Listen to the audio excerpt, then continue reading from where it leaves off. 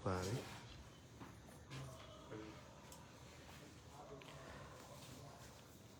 Join होने दो, start हो गया। 5 4 3 हाथ आगे ले लो, ये पहले नहीं उतार सकते, नहीं ये है सही। चलिए स्टार्ट। अस्सलाम वालेकुम।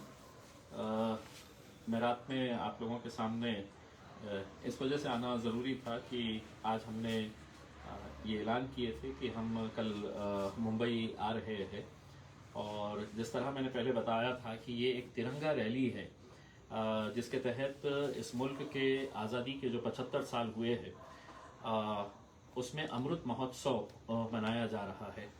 इसीलिए हमारी मांगे कुछ भी हो, लेकिन हम भी इस राज्य के मुसलमान भी अपने मुल्क से कितनी मोहब्बत करते हैं इसका इजहार करने के लिए भी हम मुंबई के लिए निकलने वाले। हर गाड़ी के ऊपर हमने ये तय किया था कि किसी राजनीतिक पार्टी का झंडा नहीं रहेगा।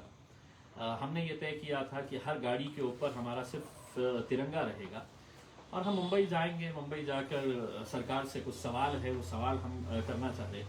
और जैसा मैंने कहा कि ये हमने जिम्मेदारी ली है कि हम इसको बहुत अच्छे तरीके से, शांतिपूर्ण तरीके से इसलिए भी करना ये ज़रूरी है क्योंकि हम अपने साथ में तिरंगे को भी लेकर आ रहे हैं। पिछले कई दिनों से ये कोशिशें जारी है कि ये प्रोग्राम मुंबई में ना हो। इसके लिए कैसी कैसी रुकावटें किन किन लोगों की तरफ से और किन किन पार्टियों की तरफ से की जा रही है, ये सभी लोग जानते हैं।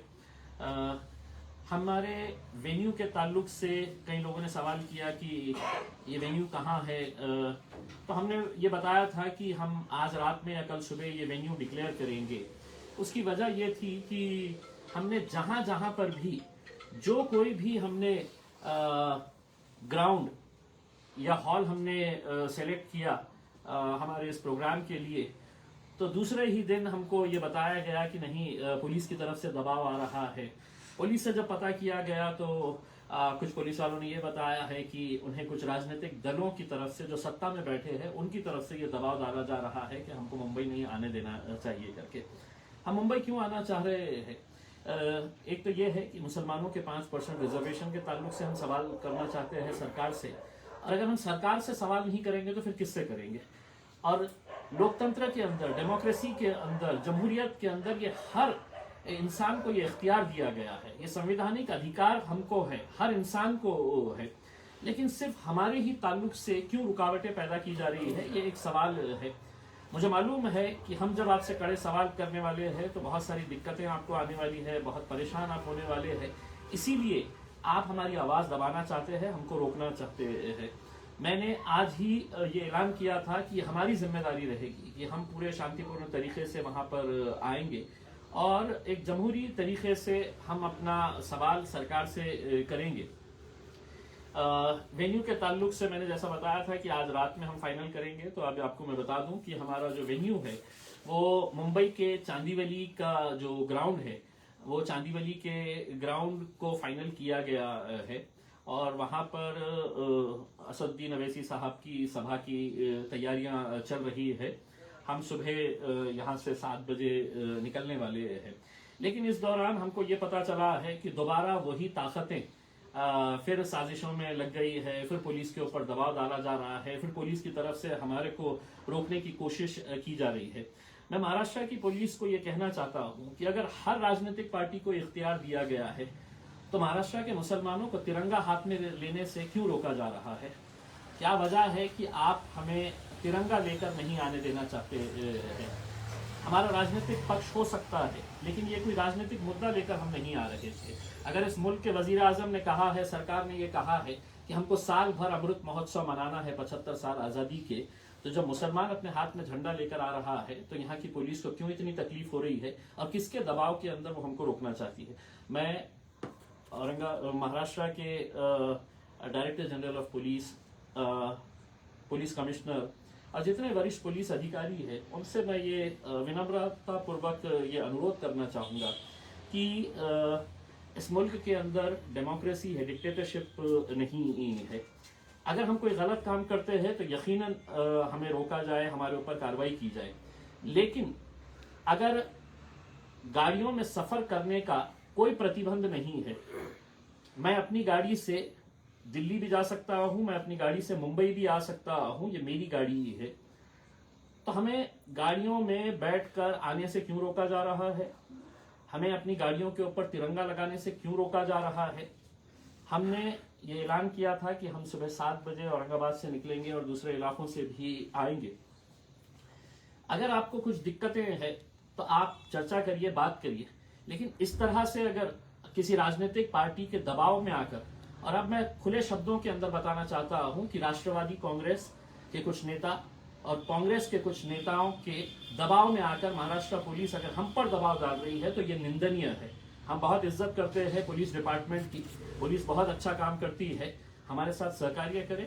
हम पूरा आपको आश्वासन देते हैं कि हम बहुत अच्छे तरीके से आएंगे, लेकिन अगर हमको जोर जबरदस्ती करके अगर रोका गया तो मैं इसी महाराष्ट्र पुलिस को, इसी कांग्रेस को और इसी राष्ट्रवादी कांग्रेस को और महाराष्ट्र के मुख्यमंत्री को भी ये बताना चाहता हूं, फिर ये आंदोलन अब रुकेगा नहीं।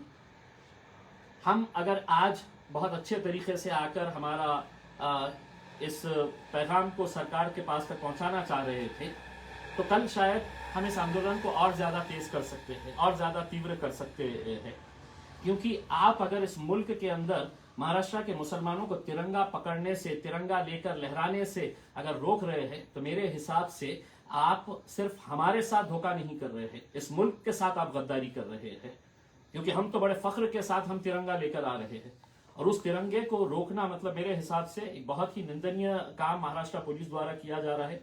मैं अभी भी पुलिस के वरिष्ठ अधिकारियों से ये कहना चाहता हूं, जितने भी सेक्रेटरीज बैठे हुए हैं वो भी अच्छी तरह से जानते हैं कि वो ये जो कदम उठा रहे हैं कि किनके इशारों के ऊपर कर रहे हैं।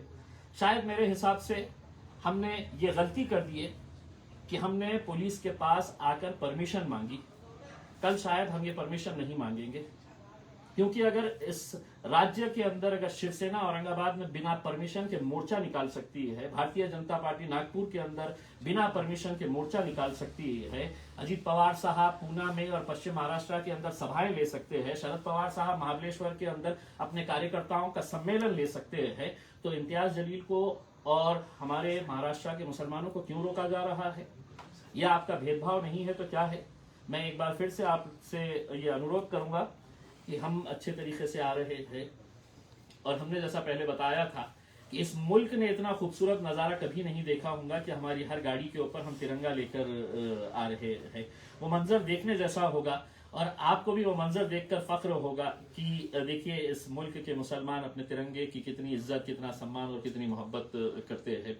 तो चांदीवली के अंदर ये प्रोग्राम होने वाला है, और हम यहाँ से निकलने वाले हैं।